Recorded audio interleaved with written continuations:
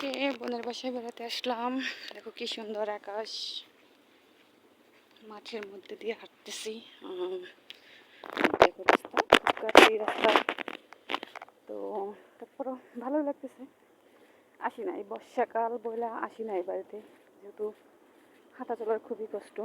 আকাশে মেঘের অবস্থা দেখো, মেঘ মনে হচ্ছে আমাকে দৌড়ানি দিচ্ছে যে বৃষ্টির ভিতরে যাইও না, বেড়াও, কিন্তু সেই সুযোগ নেই।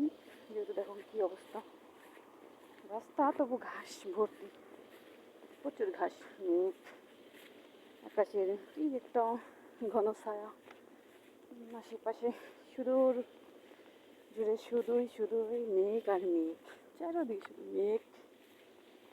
কি অবস্থা, নির্জন নিরিবিলি একটা জায়গা। আমি আর আমার বোন হেঁটে হেঁটে যাচ্ছি। তো যাই হোক, তারপরে আলহামদুলিল্লাহ সবুজ প্রকৃতির মাঝে আছি।